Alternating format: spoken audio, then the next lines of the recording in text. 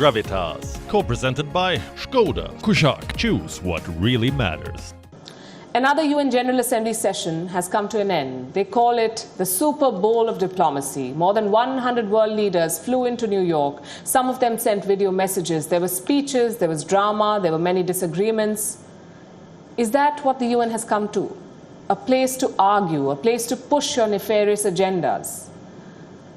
Where is the constructive dialogue? Where is compassion? Where are principles? Lost to the politics at the United Nations. I'll give you an example. The example of Myanmar. In February, their army staged a military coup. They toppled the elected government and put Aung San Suu Kyi under house arrest. That was 6 months back. And since then, we've seen protests, we've seen rebellions and armed insurgency against the army. Clearly, the people of Myanmar want democracy. What did the army do? What armies do best: brutally crack down on the people. Since the coup, 1,100 civilians have been killed in Myanmar. More than 8,000 have been arrested. What's their crime? Demanding democracy in their country. The people of Myanmar need international support. Their appeals must be heard. Unfortunately, the United Nations does not agree. Myanmar's representative was not allowed to speak at the UNGA. And just to be clear, he was not appointed by the military. He was nominated by Aung San Suu Kyi's elected government. So why is the UN stopping him? Initially, Myanmar was expected to address the general debate. Their turn was today, that is Monday, but politics interfered. There was a fight going on for Myanmar's UNGA seat. The military wants to send their own envoy, but the incumbent refuses to leave. He has applied for extending his tenure. Who resolves these disputes? The United Nations Accreditation Committee. It has 9 members, but the power lies with 3 of them: America, Russia, and China. Last week, these 3 countries reached an agreement on Myanmar. The current envoy can keep his seat as long as he does not address the UNGA. The pressure came from Russia and China, apparently. Their proposal was quite simple. If the ousted government wants to keep the seat, they must not address the UNGA. The others agreed. Myanmar's representative cancelled his address. This incident basically sums up everything that's wrong with the UN, specifically the United Nations Security Council. A group of 5 nations gets to decide the world's future. No consultations, no debate. They have the veto, just plain and simple politics. The UN was built to protect a rules-based order. But it's become a shouting match. They accuse, they respond, they leave. There is no action. Let me give you an example from last year. In March 2020, the UN Secretary General proposed a global ceasefire. This was peak pandemic time. The world could not handle a war and a pandemic. What did the UNSC do? They sat on the proposal for more than 3 months. 3 months to declare a ceasefire. Do you know why? Because everyone in the UNSC had a stake in those wars. Russia had plans in Ukraine and Syria. China was plotting against India and in the South China Sea. America was backing the Saudi coalition in Yemen. The result was this: more than 90 days to declare a ceasefire in the middle of a global pandemic.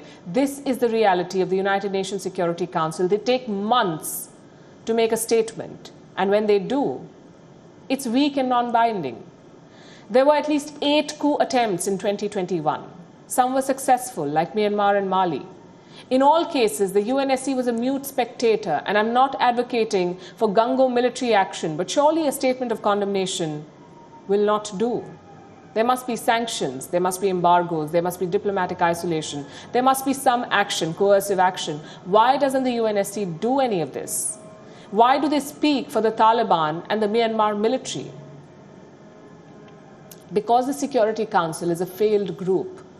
America, Russia, and China bring their own agendas. In most cases, there is no consensus, even the slightest of disagreements, and they can use a veto. One vote, and the whole proposal is defeated. You see, the United Nations was built on a very ambitious assumption that powerful nations would pursue global good. Well, this lot does not. America has installed terrorists in Afghanistan. China is less of a country and more of a pirate. And Russia is busy jailing dissidents and faking elections. How can we break this deadlock? Through reform. The UNSC P5 are burnt out. They need fresh and enthusiastic members, countries that will enrich the United Nations Security Council, not through weapons and rhetoric, but with concrete ideas. Take India, for example, 17% of the world population, the world's largest democracy, hotspot of social diversity, world leader in climate change, space technology, vaccine manufacturing. What's the logic for keeping India out? Not just India, the likes of Germany, Japan, Brazil. These nations are shaping the world, but they are kept out of the United Nations Security Council. The fact is, the big boys do not want to change. They like the power, they like the exclusivity. And that is the biggest problem with the United Nations. We talk about reforms, but to enact those reforms, we need the same P5 members. UN agency chiefs act like stooges. They serve the P5, not the world, which is why the reforms debate has always been a dead end. The United Nations must ask itself this question: is it an organization for world good, or a place for the P5 to feed their egos? The answer to this question will be the key to the UN's future. The wrong answer could mean irrelevance. WION is now available in your country. Download the app now and get all the news on the move. Gravitas, co-presented by Skoda. Kushak, choose what really matters.